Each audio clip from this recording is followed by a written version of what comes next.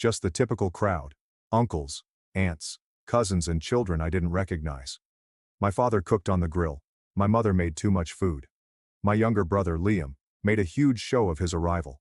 He kept bragging about being accepted into this expensive liberal arts institution in Ashford Bay, with a business course that no one had ever heard of, but everyone pretended to know. He hugged me strangely, tight and too long, as if he was already apologizing for something. That night the house felt strangely quiet. Everyone was gone. The coffee machine had vanished. I went to my room to get a breath. For some reason, I strolled into the closet, moved the shoeboxes, and examined the safe. It appeared regular, locked and undamaged, but I was apprehensive. I filled in the code. It beeped as usual. I turned the doorknob. It was totally deserted. There is no money, paperwork, or anything. I stood for about a minute. Then I closed and reopened it, hoping that the funds would return. I began digging through the room, although deep down I knew it had been stolen. I heard someone approaching me. My father stood in the doorway, clutching a coffee mug as if he were on a stroll. He claimed they had all discussed it and decided I shouldn't stay there for free because I wasn't contributing, and Liam had a future to plan for. They decided to take my savings and utilize them to cover his first college tuition. He smiled, as if I should be proud of assisting out. I told him I would hire a lawyer. I told him what he did was illegal, and he had better hope I didn't take it any further. Then I said something that I knew would upset him. Then you won't care what comes next. He laughed. The next morning my phone wouldn't stop ringing. 37 missed calls, voicemails and texts. My father yelled. My mother is freaking out. Liam begged me not to damage anything. I didn't respond. I had already departed before daylight, carrying a duffel bag, my laptop, and a printed document they had no idea existed. Something from years ago with just enough legal heft to cause serious difficulty. I was already halfway to Blackwood Valley, on my way to Uncle Eugene's cabin. He responded after 2 rings. They really pulled that crap, huh? He commented. Good. Now we make them regret it. Don't go back there. But I didn't. Not until it was time to help them understand what a true error looks like. Uncle Eugene's cabin was not an appealing vacation destination. It was a 2-story house in the deep forest, far from towns and cities. He had built the majority of it by hand after leaving a job in finance and deciding he was done with the contemporary world. The air smells like pine, firewood, and petrol. There's no internet. There was no television, only a landline phone, a generator, and a silence that felt more real than anything I had heard in a long time. When I drove up the gravel drive, Uncle Eugene was already seated on the porch, drinking from a chipped mug and wearing a sweatshirt with cut-off sleeves. He didn't ask any questions, just nodded and replied, "Your room's upstairs." The next morning we ate scrambled eggs and sausage on metal dishes while sitting on the porch. He lit a cigarette, despite his assurance that he had previously finished. Then he instructed me to walk him through the full matter. So I did.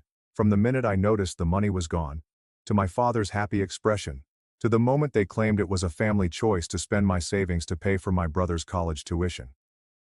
I recounted how my mother tried to portray it as a daring, charitable action, and I informed him that Liam remained silent the entire time, as if it had nothing to do with him. Uncle Eugene did not respond right away. After a pause, he inquired whether I still had Grandpa's trust documents. I nodded.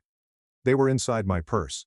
The trust wasn't large, about $80,000 in total, but it did include a provision that particularly safeguarded me against being financially exploited by relatives. That was never something I considered important. Not till today.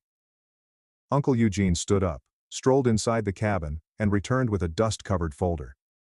Inside were documents from previous years, including old deals, correspondence, and digital receipts. And there in the midst is a handwritten debt letter signed by my father in 2015.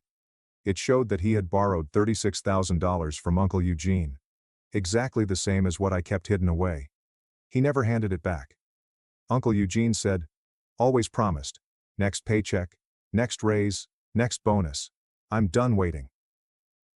That night, I called 3 people. The attorney who administered my trust, the family's bookkeeper, who had never been a favorite of my father, and a legal buddy in Lakeside City who handled property law, a quiet, detail-oriented gentleman who owed me one. Things had begun to move the following day. All it needed was an email with the required documents attached. My parents were officially notified by registered mail. I didn't bother listening to their response. 10 minutes later, Liam called me and asked, "What did you do?" I hung up without saying anything. I spent the following few days helping Uncle Eugene clear out the garage. That's when I discovered a box of old videotapes. Most were dusty and unsigned, but one had tape over the front that stated, July 2002 reunion. Later that night, I watched it simply to pass the time. My father was seen on film shouting loudly in front of a bonfire while joking with two uncles. He was talking about how easy it was to move money without being tracked. At one time he even stated, "If I wanted to steal from my children they wouldn't notice." I stared at the screen, shocked. The next morning I digitally copied the footage. I sent it to my attorney. I also shipped a flash disk containing the film to my mother without my name on it. 3 days later, she called me. She wasn't calling to apologize, she was begging. I sat at Uncle Eugene's cabin's kitchen table and listened to her message on speaker. She was crying so hard that she could scarcely complete her sentences. She stated she didn't understand what was going on, that everything was falling, and that I needed to stop before I destroyed the entire family. I let the voicemail play until the finish and then deleted it. Uncle Eugene sat across from me drinking coffee. He remained quiet for a while. Then he glanced up and added, "Let's make this hurt." That was just what I needed to hear. I began with trust. Everything moved quickly when the audit was triggered. The trust was legally secured against any familial misuse, and my parents had unintentionally triggered it by stealing my money. It wasn't only about my $36,000 anymore. Every asset related to Grandpa's estate had to be reviewed and validated. That included the automobile lease my parents obtained in Grandpa's name following his death, as well as the vacation home they had been covertly renting out for extra cash. Within less than 2 days, a financial investigator had contacted them. I wasn't even involved in the phone calls, but I heard they were panicking. While that was happening, I made another move. When I first started my firm, I established a fictitious corporation named Liam CI Investments. I'd only used it once to send a joke invoice, but the account was legitimate and in Liam's name. It was perfectly legal and now extremely valuable. I investigated every unusual activity in that account, including the final $12,000 from my business, which had been moved right before I closed it down. With the documents I had, I made it appear as if Liam had hidden untaxed funds while applying for financial help and college awards. I submitted anonymous complaints to both the university and the federal student aid office. On the third day, Liam's school financing was paused for evaluation. His enrollment was canceled. They booted him out of his dorm and warned him not to return until the situation was resolved. He returned home that weekend. He called me 6 times and then began sending messages. He expressed confusion about what I was up to. He insisted he hadn't stolen anything. He told me that it wasn't fair. I ignored it all. He was accurate. That wasn't fair. But neither was having your own parents take your money and claim it was a favor for your sibling. I still had some things to accomplish. Uncle Eugene pulled out the binder again. We prepared, signed, and officially documented a debt request for the $36,000 my father borrowed from him 8 years prior. We added the unpaid interest and filed it with the local records office. Then we made a formal claim on their home. This wasn't my childhood home. It was the larger house they purchased after my father's career promotion, with the intention of selling it before retiring down south. Now the house was under legal lockdown. It could not be sold, lent, or used for any transaction. 2 days later, an unknown number attempted to call me. It was my father. I did not pick up. I drove by the house instead. A moving truck parked outside, but no boxes were loaded. My father was pacing in the yard, ranting into his phone. My mother sat on the porch, face buried in her hands. Liam leaned against the automobile, as if he had no soul left. There was a black Mercedes SUV parked beside the curb. I remembered when they received it. My mother had referred to it as a reward car and claimed it was for Liam's graduation, but the ownership documents were in his name. After examining government records, I learned that they had listed it as a school-related asset in their financial documents, and my father had signed as a co-owner. I submitted an anonymous report with the IRS under a fictitious name, including every document I had, fake college costs, concealed cash, and co-signed debts tied to scholarship funding. It did not take long for the system to detect it. The financial account was flagged. An audit was initiated. Then I made the ultimate move. There was a small web portal in Glenmuir that reported on local frauds and dubious family stories. It wasn't a massive platform, but it was well read. I sent them a hidden message. I've attached an old video of my father in 2002 joking about getting money from his own children. I also included the house lien, Liam's revoked aid letter, and the entire trust case file. I told them the tale was accurate and provided all of the evidence to back it up. They posted it the next morning. Northbridge Hill's family charged with financial crimes and inheritance fraud. The article circulated rapidly. A local news website picked it up. Someone uploaded it on Reddit. A former co-worker of my father also reacted, claiming that the business had already been investigating him. That is all it took. By the end of the week, my father was placed on leave. When a news crew appeared outside their home, I received a message from Liam. 3 words. Why now? I didn't respond, but what I wanted to say was that you watched them hurting me and stood there. That evening, Uncle Eugene gave me a Pepsi. We don't chat much. We sat silently, watching the sky become orange behind the trees. Then he said, "This is only the beginning, kid."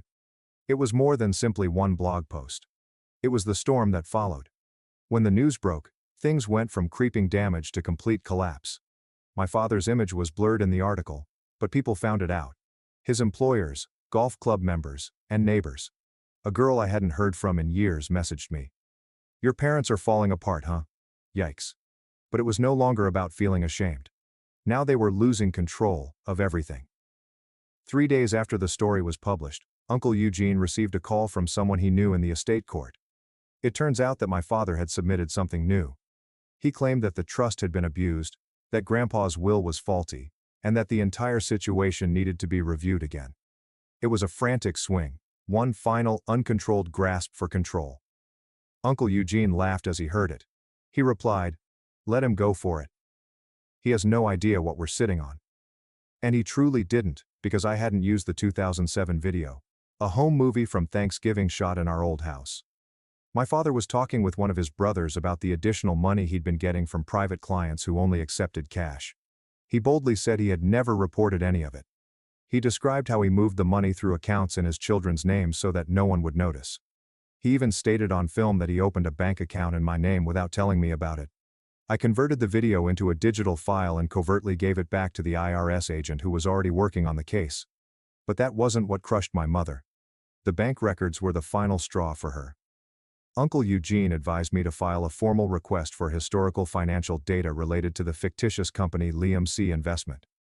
I figured we'd discover some weird deposit. That was all. But what I wasn't expecting was what we discovered about my mother. For over a year, she had been quietly moving little amounts. $300 here, $150 there.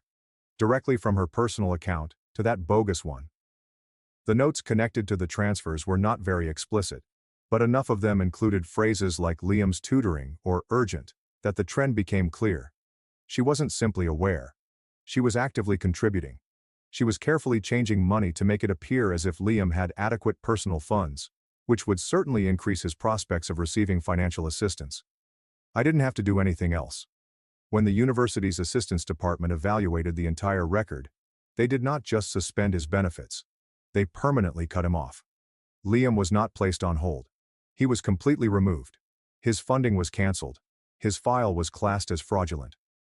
2 days later, Liam arrived at Uncle Eugene's cabin. I didn't realize he was approaching. He appeared smaller than before, more worn, as if he had been through a lot. We stood outside while Uncle Eugene remained inside to give us solitude. Liam inquired, "Do you dislike me?" I answered him, "No. I simply don't care anymore." Then he said something I did not expect. He informed me that our mother had moved into the guest bedroom. Our father was not speaking with anyone. They had recently gotten a warning from the IRS regarding unpaid taxes and a full audit. He stated that Mom had begun job seeking. Dad had quit shaving completely. Then came the surprise. "I found something in Dad's drawer," Liam explained. "You should see it." He handed me a sealed packet. Inside was a typed letter dated 2009 and addressed to Grandpa rather than me. It was a written confession. My father had borrowed $5,000 from Grandpa and promised to repay it within 5 years. He never returned a penny. The statement at the bottom of the letter hit me like a slap. "If you tell Alex or Eugene, it will tear this family apart." It was never simply about money. It was all about manipulation, control, and appearances. Liam fled without asking for forgiveness. He did not shed a tear. He did not attempt to explain. He just stated, "I had no idea they were doing all this. I swear." Later that evening, Uncle Eugene read the letter and stated, "Your dad's not just a liar. He's spineless." Then he smiled and asked, "Want to wrap this up? I've still got one more play left." What he said next transformed the game. At first I wasn't concerned with generating headlines. I didn't mind if my parents cried, if my brother had to miss school, or if strangers muttered about us at the store. All I wanted was to get my money back. They grabbed $36,000 from my lock safe as if it were nothing. I had saved money for nearly 10 years through side gigs, freelance work, and skipping things when I was broke. I had plans for the money, safety, freedom, the future. They treated me as if I were merely a faucet that they could drain. That's what sparked the fire in me. But now it has evolved into something new. Bigger, faster, and entirely out of their control. I had started a chain of events and it was going quickly. But even after the shell business, the IRS complaints, the house lien, the eviction notice, and the viral news item, I still hadn't received my money. Uncle Eugene warned me. "If you don't recover the cash, it's all just noise," he added. So I went back through everything. Transaction records, statements, anything I could find. And there it was, concealed inside a normal-looking bank summary with Liam's name. A bank transfer for slightly over $38,500, not sent or received, is lying there undisturbed. The bank's name did not look familiar. I checked the routing number. It was not from Northbridge Hills, it was from Rivermount, another branch of the same bank where my father worked before he was promoted. I called the bank and pretended to be Liam, claiming I couldn't access my account and needed to reset everything. They asked for some basic information to verify my identity. I already knew everything. His birth date, the last 4 digits of his social security number, and his address history. I'd lived with him. I had witnessed him fill out employment applications. They granted me temporary access, and there it was. $38,500 sat undisturbed under the heading, Education Disbursement Reserve. It wasn't scholarship cash, it wasn't loan assistance. That was my stolen savings were transferred to a clandestine account, and then parked there, most likely as a backup in case school became more expensive. Uncle Eugene and I called his attorney, filed an official restitution demand, and supported it with trust documentation and financial records. However, we were both aware that legal processes are slow. So I took an unexpected action. I went directly to their residence. There was no warning, no communication, and they knocked as if nothing had happened. My mother opened the door. She looked like she hadn't slept in days. I asked to speak with my father. He approached the doorway with his arms folded, an attitude of concrete. I looked him in the eyes and told him I'd found the money, and he now had 2 options. Return every $1 within 48 hours, or I'll take the case to civil court. I'd file charges for theft and financial deceit, and I'd incorporate the old VHS recording to add weight. I informed him that the trust team was preparing a comprehensive property seizure. Every account, asset, and suspicious transfer was going to be probed. I told him I didn't like stories or bogus apologies. I only wanted my money. He said nothing. Not one word. Just standing there. I walked away. 2 days later, I received an alert from my bank. A direct transfer had arrived, totaling $36,000. No comments, no names, and no memos. It's just the money. But that didn't please me because I already knew the truth. It wasn't guilt that forced him to pay. It was terrifying. Uncle Eugene smiled at me and said, "Let's make him even more scared." So now I had the money, on paper at least. 18 grand deposited directly into my account. No apologies, no message, exactly what I desired. It was the quickest action my father has done in years. When I told Uncle Eugene, he prepared hot tea for both of us. He lifted his cup and said, "That's something. But if you think he's done, you don't really know your father." He was correct. That night, sometime after 2 a.m., I received a text from my mother. Just one line. "He's about to post about you." I did not grasp it at first. However, 2 hours later, someone I hadn't communicated with since high school wrote me a message. It was a Reddit link. A throwaway